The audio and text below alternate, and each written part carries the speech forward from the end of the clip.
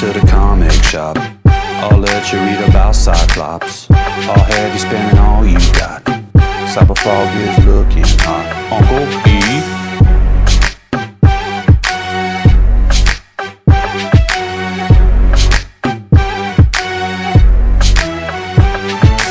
What up, everybody? Legit back here, ready to tell you about another awesome comic book from my childhood.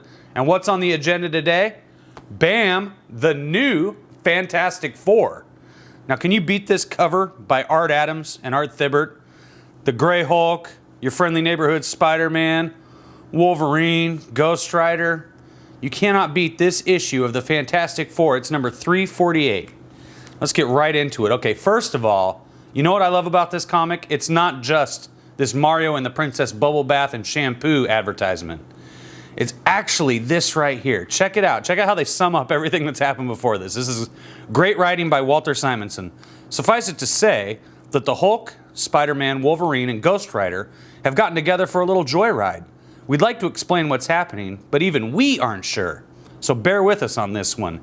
It may never be very clear, but we guarantee it'll be fun. Now, this comic book, you want to talk about something that would move the needle back in the day, back in the early 90s? See, this was from January of 91. Right before I started collecting comics. I had to go into the back issue bin myself for this. So what made this move the needle, obviously, is these four guys being called the new Fantastic Four and a dynamic cover there that I just can't get enough of it. I love it. I mean, it looks like it should be hung on a wall. It's poster art right there. So basically what's happened here is these four have been brought together by Sue Richards, and it turns out that the Fantastic Four are dead. You can see that the thing's laying there on the slab like that. So we have to assume this is Reed and Johnny and some other people who are in this that I'm not really familiar with. So anyways, like, Sue's just like really upset. She needs all this help. She gives Spider-Man this tracking device that'll pick up the energy source that they're looking for. But then it turns out that it's maybe not Sue at all. They've gone at last. And this pretense is no longer necessary. The misguided Earthling shall slay my enemies, and I shall have the time I need to achieve my goal here on Earth. So clearly this isn't Sue Richards. Some alien force in disguise. And we've got a bird of prey. So this has Klingons in it, I guess, except I think the bird of prey has, the wings are arched a little bit more there. But looks very similar to a bird of prey. But it's not Klingons at all. It's the Skrull. And the Skrull are looking for a chick named Delilah, a Skrull chick named Delilah. They can't seem to find her anywhere, and the Mole Man's going to be in this. It turns out that the real Fantastic Four is actually locked up by this imposter Sue. We've got Ben Grimm here in his normal face, the real Sue. The female thing, which I never got, was never a fan of. Don't like this at all. It's redundant. It's redundant. We already have a thing. Why do we need a female thing? And more importantly, why do we need to have the female thing look exactly the same as the real thing, except with boobs? So I'm not a big fan of that. Johnny Storm got his head covered up with a bag, you know, of... What's kind of interesting about this is later he talks about, oh, they covered me with an asbestos sack. It's just like, wow, I hope he got checked out. So the fake Sue has got Reed tied up here, and she is going to use her powers as a low-level empath to convince him to help her. And Reed, you know, he knows, probably a telepath of some sort, but without knowing her pure purpose and the whereabouts of the others, I'm helpless. So he'll do whatever she asks. And what she wants is his help finding this power source. So basically, like, there's monsters that are attacking the entire world all over the place. This is a very dynamic shot. I love this shot. This is great. This makes me want to read comics. This shot here makes me want to read comics too. We keep going though, you know, they fight to save this plane. And you got the Skrull doing their thing. Another really nice shot. I love the way that Arthur Adams draws the Hulk and Spider-Man. I love the way he draws everything. It's really great. So basically, you know, like, they go down into this hole in the ground, and Reed is helping track down this, like, I don't know, it looks like a spaceship there, but it's like an egg, an energy egg We'll get to that. We'll get to that. So basically, like, they take off. You know, Roberta, who's the totally cool, like, robot secretary that Reed developed. She's got, you know, wheel legs, like on a wheelchair, which, you know, nowadays she would just hover, you know, because that would be cooler. And like the bike hovers, you know. This is Reed's exclusive Harley Davidson motorcycle with these awesome handlebars. And the fake Sue has like this thing she wears on her hand, and she can just shoot her energy into the rocks here, blow it up so that they can go inside. The Mole Man, of course, with all of his subterraneans, he's basically got control of all these monsters. He gets this monster to shake the bird of prey, even though it's not a bird of prey. And the Skrull, you know, they fall out. And he's just like, what the hell are you doing here? What do you want with me? You know, what's going on? I'm going to make you suffer, because that's just his default, you know. And the big monster, you know, Hulk gets down there. The big monster steps on his toe. Hulk doesn't like that very much. Wolverine uses his claws to jab him into the big guy's foot, and it hurts the monster.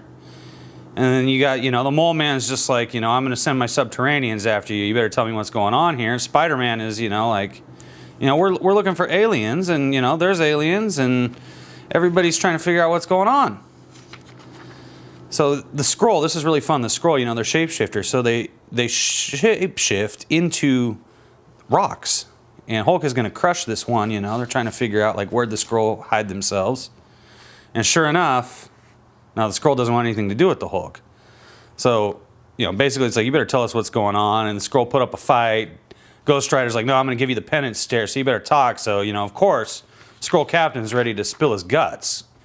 He talks about Delilah. One of their leaders, a Skrull female named Delilah, escaped and fled toward Earth. Although even her captured Confederates are ignorant of her actual plans, it is clear that they believe that here she will obtain the aid by which the Emperor will be slain. So basically, you know, this renegade Skrull is going to try to take over the Skrull homeworld. And Spider-Man uses the thing that the fake Sue gave him to figure out if they're telling the truth. And it's like, well, at least, you know, the equipment is responsible for generating the energy we've been following. Captain, look! The Earthling holds an experimental subphotonic spectroanalyzer. It's a highly classified Skrull weapons lab prototype. So basically, you know, it can track, you know, Delilah too. It can track all these energy sources. And so ultimately then Sue and Reed show up, fake Sue, keep in mind fake Sue. And he's like, let me at him. I've already seen Reed Richards dead. And Reed's like, hold it, Hulk. The only way you'll get to her is over my dead body.